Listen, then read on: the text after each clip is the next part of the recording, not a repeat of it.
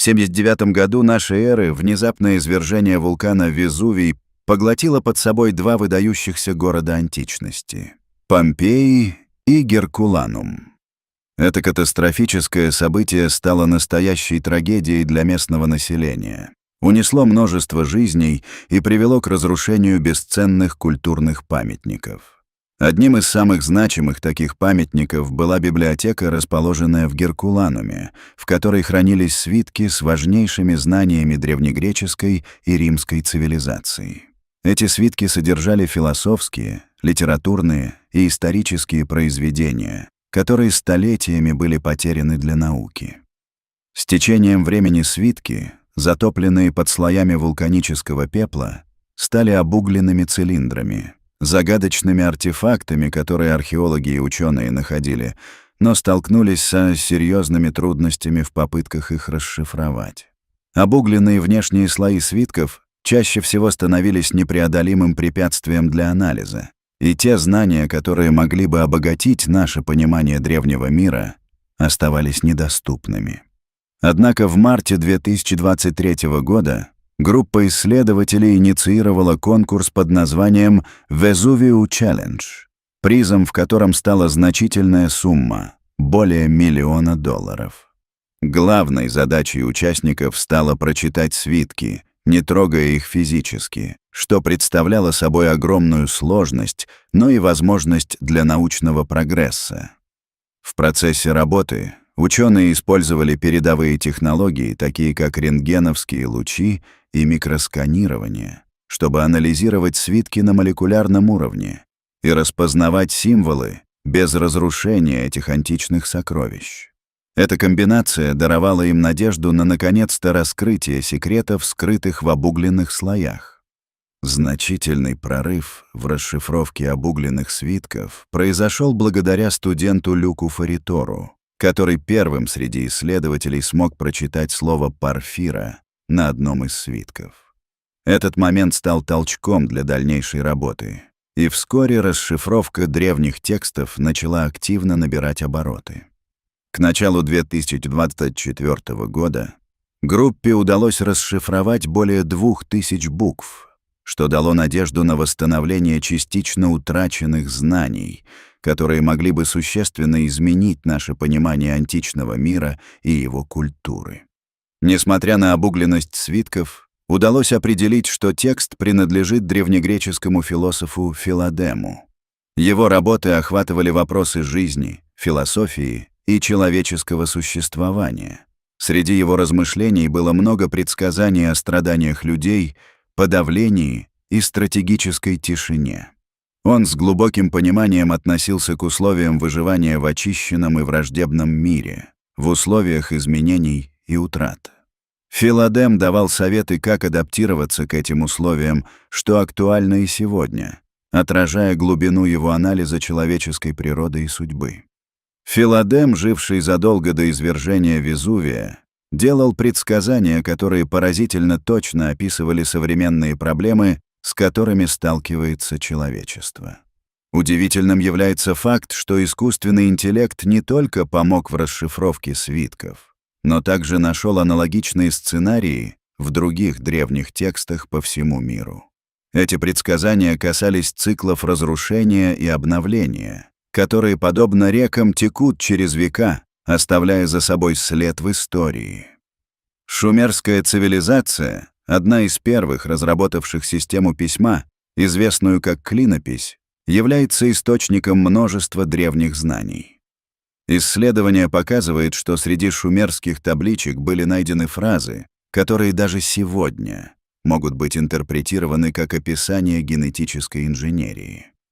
Это выдвигает предположение о том, что многие из концепций, относящихся к биологии и медицине, могли существовать еще в древности, предшествуя современным достижениям. Шумеры использовали уникальную 60-ричную систему чисел, что подтверждает их глубокое понимание математики, а также это стало основой для современного измерения времени и углов. Некоторыми из самых важных открытий, осуществленных благодаря исследованию шумерских табличек, стали их достижения в области астрономии медицины и архитектуры. Эти достижения являются лишь частью сложной математической и научной системы, которую представители этой цивилизации разработали за многовековую историю. Чтение шумерских табличек долгое время было трудоемким занятием, поскольку они содержали множество знаков и нюансов, которые исследователи не всегда могли интерпретировать. Это мечта, которая оставалась недостижимой для многих. Однако с приходом искусственного интеллекта на этот фронт метод расшифровки этих табличек претерпел значительные изменения, значительно упростив работу исследователей и дав новый шанс на понимание огромного объема информации. В 2023 году команды археологов и лингвистов из Тель-Авива и университета Ариэль выпустили систему ИИ, которая могла точным образом и быстро переводить аккадский язык на английский. Эта методика стала настоящей революцией, позволив археологам находить глиняные таблички в совершенно идеальном состоянии, что совпало с прогрессом в переводе. К примеру, в Хербстане были найдены таблички, относящиеся к 1800 году до нашей эры, а в Гирсу — более 200 нетронутых табличек, которые предоставили новые возможности для научного исследования. Среди новых инструментов, реализованных на университете Вюрцбурга, были проведены исследования, которые выявили давно забытые идиомы и технические термины, которые ранее могли быть упущены переводчиками. В астрономических записях шумеров обнаружились точные траектории планет и циклы солнцестояний, явления, которые современные ученые смогли подтвердить при помощи современных телескопов и технологий. Более того, шумеры описывали землетрясения, феномен, который изучается только в XX веке и продолжает вызывать интерес у современных исследователей. В области медицины шумеры продемонстрировали удивительное понимание основ лечения, включая антисептики и принципы диагностики по пульсу. Их клинические исследования и медицинские текстовы подтверждали наличие систем целебных средств, уникальных для шумерской цивилизации. Эти достижения показывают, что изучение медицины в древности занимало гораздо более сложные и многогранные формы, чем считалось ранее. Также были сделаны удивительные открытия, касающиеся электричества. Например, были найдены детальные описания медных и железных сосудов в кислых растворах, что указывает на соответствующее понимание основ электричества древними шумерами. Интересно, что Энхедуана, дочь Саргона Аккадского, была не только верховной жрицей богини Луны, но и первой известной поэтессой человечества. Ее стихи, сочетающие элементы науки, власти и личных переживаний, делают ее фигуру неоднозначной и многогранной. Энхедуана также оставила предсказания, касающиеся циклов разрушения и обновления, что привлекло внимание историков и исследователей. Шумерские таблички утверждали, что человечество было создано искусственным образом как результат сложного инженерного проекта, начатого после восстания младших богов и завершившегося созданием Адама. Эти концепции требуют глубокой интерпретации и неоднократно обсуждаются учеными, что открывает новые горизонты понимания древней космогонии. Древние тексты шумеров описывали сценарии глобальных климатических катастроф, параллельно с которыми можно провести линии к современным событиям, наводнениям и засухам, угрожающим экосистемам нашей планеты. Шумеры знали о цикличности климатических бедствий и готовили подземные хранилища для хранения продовольствия, что подтвердилось современными климатологическими исследованиями. Это также указывает на их осведомленность о циклах, повторяющихся в экосистемах, позволяя нам делать выводы о необходимости бережного отношения к природным ресурсам. Шумеры также строили настоящие экосистемы, включая искусственные болота для очистки воды и водохранилища на случай засухи. Важно отметить, что они понимали Землю как живую систему. Эти идеи указывают на уникальную философию взаимодействия человека с природой, пронизанную уважением и заботой о будущих поколениях. Эсхатологические идеи о вмешательстве человека в природу, описанные в древнешумерских текстах, остаются очень актуальными и сегодня. Среди упоминаний, найденных с помощью ИИ, были также повестки о времени молчания, когда ценные знания умышленно скрывались от общественности. Люди, обладающие знанием и мудростью, уходили в тень, а библиотеки сжигались прежде всего самими хранителями знаний. Это оставляло следы несоответствия и недостатка мудрости, актуальную и по сей день. Одно из самых свежих открытий из Гирсу, датируемое 2025 годом, содержит пророчество о 7-м подъеме из глины и огня. Такой образ вызывает зловещее ощущение. По описанию Земля ждет молчания, несмотря на то, что человечество продолжает игнорировать нынешние природные катастрофы. Шумерские записи предсказывают конец света, сосредоточив внимание на факте, что мы, как человечество, не готовы слушать природу, которая посылает нам сигналы о помощи. Важным аспектом исследования древних текстов становится предсказание современного мирового кризиса. Новые переводы древних текстов содержат неудобные описания тех вызовов, с которыми сталкивается мир в наше время. Древние пророчества многогранно описывают последствия противостояния между различными силами. Например, в них говорится об угрозах, исходящих от конфликтов между геополитическими игроками. Такие предсказания подчеркивают, что древние предки виделись временем выбора, когда соперничающие силы пересекают границы своих возможностей и могут привести к серьезным последствиям. Обсуждение о том, что на современном уровне цивилизация оказалась на грани разрушения, все чаще появляются в научных кругах, подчеркивая необходимость в учете опыта прошлого в контексте нынешней ситуации. В этом контексте, за пределами политической обстановки, важно рассмотреть вопросы и социальные движения, которые приходят из древности. В Южном Китае женщины разработали тайный язык, передававшийся от матери к дочери, сохраняя свою идентичность в условиях угнетения. Искусственный интеллект смог расшифровать почти 50% сохранившихся текстов и обнаружил мрачные темы — горе, одиночество и стремление сохранить жизнь, а также древние предостережения о катастрофах. Это подчеркивает значимость культурной идентичности и вековых традиций в рамках социальных изменений. Не менее интересными являются предупреждения, оставленные на острове Пасхи умирающей цивилизацией. Во время деградации этой культуры они вырезали послания в древесине на своем языке. Менее известная письменность, ронго-ронго, представляет собой серию символов, которые читаются зигзагом. Символы содержат предупреждения о конце света, указывающие на угрожающее будущее, зарисованное верой в перемены и надежду. Современные конфликты придают интересный смысл древним предсказаниям.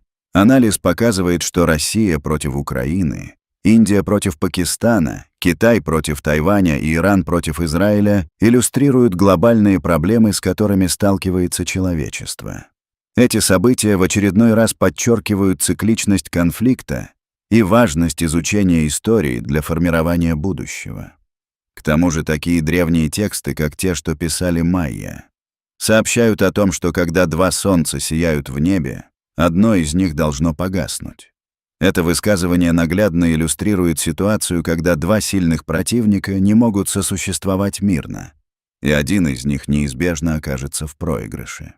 Как основная угроза современности, эпоха постправды представляет собой особую проблему. Фейки, алгоритмы и информационные пузыри создают ложные реальности, в которых сложно оставаться объективным и верным правде. Древнегреческие записи предупреждают: когда правда разделится на племена, ложь станет царем над всеми. Это является важным особенным предостережением о том, как легко люди выгодно могут манипулировать окружающими. Кроме того, новые переводы древних китайских гадательных костей уже содержат описания, которые современные вирусологи могут распознать как лабораторные патогены. Это вызывает вопросы о морали и болезнях, которые ведут себя неестественно, указывая на возможные предсказания нового уровня угроз. Подобные точки соприкосновения между древними и современными текстами открывают простор для дискуссий и исследований на тему лечения и воздействия на здоровье. Среди найденных материалов также имеются древние китайские тексты, излагающие подробности о болезнях как о чем-то аномальном и контролируемом. Они упоминают болезни с душой, рожденные из камня, и дыхание, что не слушается богов, обрисовывая атмосферу страха и неизвестности, знакомую и современным вирусологам. В лабораториях по всему миру активно усиливают функции как бактерий, так и вирусов, подчеркивая, что, несмотря на официальные намерения, основное внимание направлено на изучение пандемий.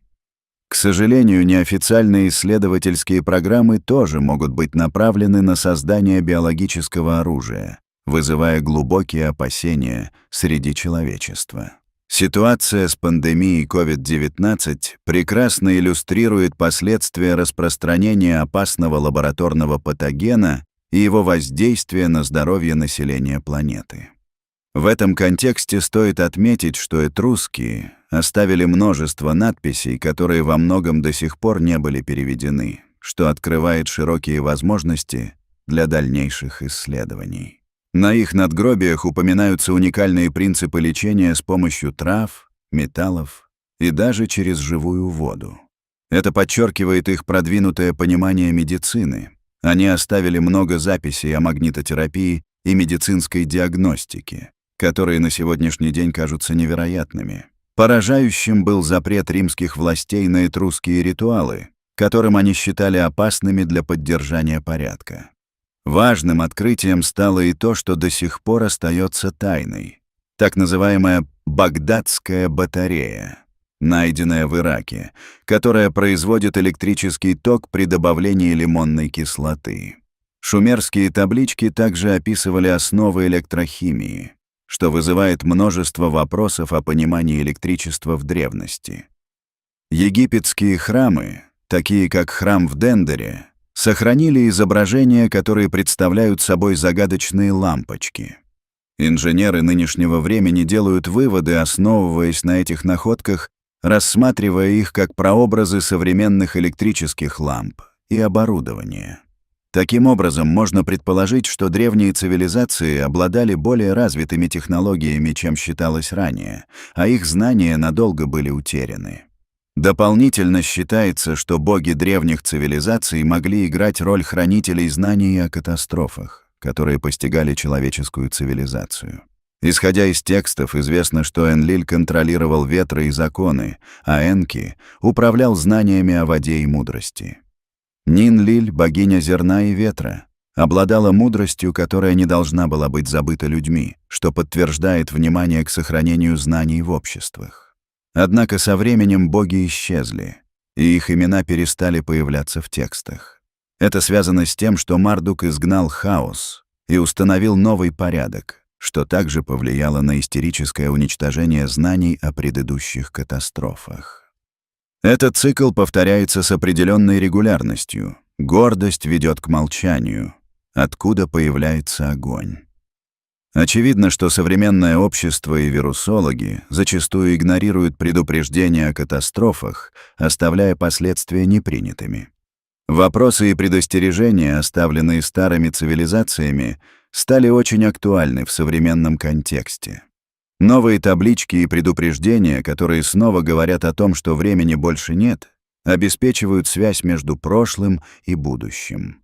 Таким образом, их мудрость призывает нас не только к действиям, но и к необходимости осознания цикличности происходящего, чтобы избежать повторения ошибок.